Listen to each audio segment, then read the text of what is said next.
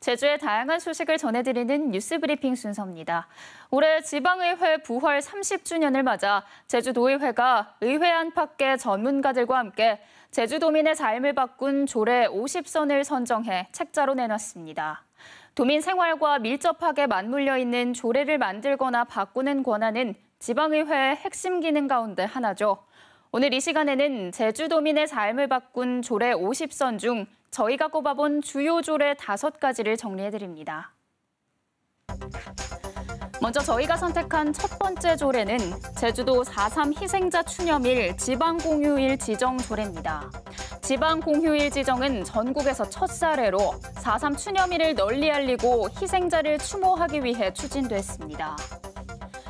이어서 소개할 조례는 2011년 제주도지사 발의로 제정된 주민참여예산제 운영조례입니다. 행정이 독점했던 예산 편성에 주민들의 의견을 반영하기 위해 마련됐습니다. 세 번째로 살펴볼 조례는 풍력자원 공유화기금 조례로 풍력발전을 개발해 생기는 이익을 특정 자본이 독점하지 않고 도민에게 돌아가도록 법적 근거를 마련했다는 의미가 있습니다. 제주의 환경과 문화를 지키기 위한 조례도 주목할 만한데요. 곶자왈 보전과 관리에 관한 조례는 난개발로 파괴되는 곶자왈의 정의를 명확히 하고 보전을 위한 근거를 마련했다는 의미가 있습니다. 사라져가는 제주어 보전과 육성 조례도 많은 관심을 모았었죠. 제주 사투리로 치부되던 방언을 제주어로 명확히 하고 이를 보전하고 전승하기 위한 조치들을 담고 있습니다. 계속해서 주요 단신 정리해드립니다. 좌남수 제주도의회 의장은 오늘 지방의회 부활 30주년 기념식에서 앞으로 도민과 함께하는 따뜻한 의정을 실현해 사랑받는 의회가 되도록 노력하겠다고 밝혔습니다. 1952년 5월 개원한 제주도의회는 1961년 군사정부 포고령으로 강제 해산됐다가 30년 만인 1991년 7월 4대 의회로 부활해 올해로 30주년을 맞이했습니다. 지방의회 부활의 의미를 되새기기 위한 오늘 기념식에는 역대 도의회 의장들과 원희룡 지사, 이성문 교육감 등이 참석했습니다. 제2공항 추진연합은 오늘 도의회 도민의 방에서 기자회견을 열고 제2공항 건설에 반대하는 송재호, 오영훈, 위성곤 국회의원은 즉각 사퇴하라고 촉구했습니다.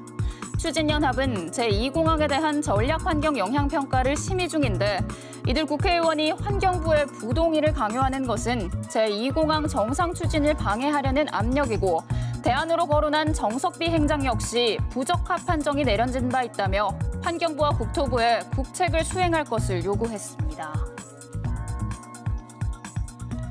칠성로 상점가 진흥사업 협동조합은 지난달 도내 상점 등 300여 곳이 신화월드 대규모 점포 운영사인 신세계 아울렛을 상대로 중소기업중앙회에 사업 조정을 신청했다고 밝혔습니다. 또 당초 신화월드 측이 수입명품 전문점을 유치하겠다고 밝혔는데도 신세계 측은 아울렛 운영만 고집하고 있다고 성실하게 조정에 임할 것을 촉구했습니다. 신세계 아울렛 측은 반발을 무릅쓰고 개설을 강행하지는 않을 것이라고 해명했습니다. 민주노총 전국공공운수노조 제주본부는 오늘 제주도청 앞에서 기자회견을 열고 제주 지역 요양시설 2곳이 요양보호사와 시설관리 노동자를 부당하게 해고하고 노조 합의 없이 정년을 축소했다고 주장했습니다.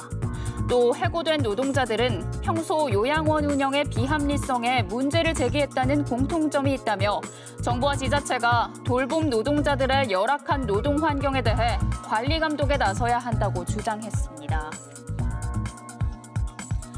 오늘 새벽 2시쯤 제주시 애월읍 유수암리의 2층 목조 단독주택에서 불이 났다가 1시간여 만에 꺼졌습니다. 이 불로 주택 2층에 있던 50대 남성이 숨졌고 주택 내외부와 인근에 있던 승용차까지 모두 불에 탔는데 경찰과 소방당국은 정확한 화재와 사망 원인 등을 조사하고 있습니다. 제주지방법원 제2형사부는 16살 A군에게 강도상해와 아동청소년 성보호법 위반죄 등을 물어 징역 장기 4년에 단기 2년 6개월을 선고했습니다. A군은 지난 1월 친구의 집에서 친구의 여자친구를 성추행하고 2월에는 조건 만남을 미끼로 성매수 남성을 모텔로 유인해 폭행한 뒤 금품을 뺏은 혐의 등으로 재판에 넘겨졌는데 재판부는 피고인이 수많은 범행을 저질러 재범 방지를 위해 중형이 불가피하다고 밝혔습니다.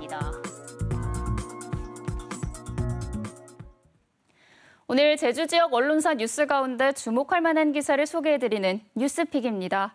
오늘은 한라일보의 제주 양돈장 규제 정책 신뢰도 추락이라는 기사를 소개해드립니다.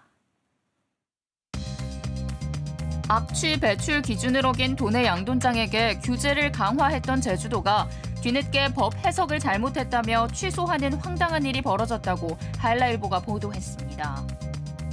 제주도는 압취 배출 시설 신고 대상으로 지정했던 38곳을 지난달 30일 지정 취소했는데 이 가운데 37곳이 양돈장입니다. 이들 양돈장은 2019년부터 이듬해 12월 사이 압취 배출 시설 신고 대상으로 지정됐는데 압취 배출 시설 신고 대상은 압취 관리 지역과 같은 엄격한 규제를 적용받습니다. 압취 배출 시설 신고 대상은 압취 관리 지역 밖이지만 압취 배출 허용 기준을 상습적으로 어겨 정기적으로 실태 조사를 받아야 하고 압취 방지 시설도 의무적으로 설치해야 하는데요. 압취 배출 허용 기준도 강화됩니다. 압취 방지법에는 압취 배출 허용 기준을 3차례 어길 경우 신고 대상으로 지정할 수 있게 하고 있는데 제주도는 2019년부터 2020년 사이 양일에 걸쳐 하루 5번씩 10차례 압취를 측정한 뒤 3차례 배출 기준을 위반한 38곳을 압취 배출 시설 신고 대상으로 지정했고 이 가운데 5개 양돈장이 제주도가 잘못된 기준을 적용했다며 중앙행정심판위원회에 지정 취소를 청구했습니다. 행정심판위는 최근 배출 허용 기준 3회 이상 초과 요건이 각각 다른 날 측정한 결과를 뜻한 것으로 해석했는데요. 즉 하루에 5번을 측정해 5번 모두 위반해도 1회 위반이라고 보는 겁니다.